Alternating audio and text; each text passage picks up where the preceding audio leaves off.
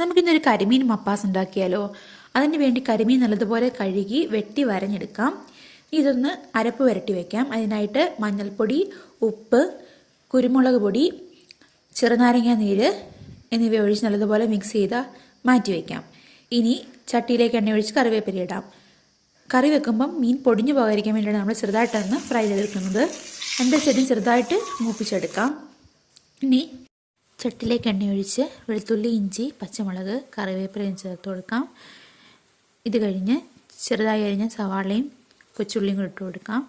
ഇത് വഴണ്ടി വരുന്ന സമയത്ത് നമുക്ക് നേരത്തെ കുതിർത്ത് വെച്ചിരുന്ന അണ്ടിപ്പരിപ്പും രണ്ടാം പാലും കൂടി ചേർത്ത് മിക്സിയിൽ ഒന്ന് അടിച്ചെടുക്കാം. അങ്ങനെ നമ്മുടെ സവാള വഴണ്ടി വന്നിട്ടുണ്ട്. ഇതിലേക്ക് നമ്മൾ 2 സ്പൂൺ മല്ലിപ്പൊടിയും 1/2 സ്പൂൺ മഞ്ഞൾപ്പൊടിയും 1 സ്പൂൺ കുരുമുളക് പൊടിയും ചേർത്ത് കൊടുക്കുന്നുണ്ട്. മുളക് പൊടി ചേർക്കാത്തത് കൊണ്ട് തന്നെ കുരുമുളകും പച്ചമുളകും നമ്മൾ ഏറെ ചേർത്ത് കൊടുക്കുന്നുണ്ട്. ഇനി ഇതിലേക്ക് രണ്ടാം പാൽ ഒഴിച്ചു കൊടുക്കാം. ഒന്ന് തിളച്ച് വരുമ്പോഴത്തേക്കും ചെറുതായി അരിഞ്ഞ തക്കാളി ഇതിലേക്ക് ചേർത്ത് കൊടുക്കാം. ഇതിൽ നമ്മൾ ഉപ്പ് ചേർത്ത് കൊടുത്തിട്ടില്ലായിരുന്നു. നമുക്ക് ഈ സമയം ഇച്ചിരി ഉപ്പ് ചേർത്ത് കൊടുക്കാം. തിളച്ച് വരുമ്പോഴത്തേക്കും നമുക്ക് നമ്മൾ വറുത്ത് മാറ്റി വെച്ചിരിക്കുന്ന മീൻ കഷ്ണം ഇട്ട് കൊടുക്കാം. കഷ്ണങ്ങളെല്ലാം ഇട്ടതിന് ശേഷം ഒന്ന് കുറുകി വരുമ്പോഴത്തേക്കും നമുക്ക് 1-ാം പാല് ചേർത്ത് കൊടുക്കാം. 1-ാം പാല് ചേർത്ത് അധികം തിളപ്പിക്കണമെന്നില്ല. ഇനി ഇതിലേക്ക് നമ്മൾ അരച്ച് മാറ്റി വെച്ചിരിക്കുന്ന അണ്ടിപ്പരിപ്പിൻ്റെ പേസ്റ്റ് ആഡ് ചെയ്ത് കൊടുക്കാം. അങ്ങനെ ഇതെല്ലാം കൂടെ ഒന്ന് ലോ ഫ്ലെയിമിൽ ഇട്ട് കൊടുക്കാം.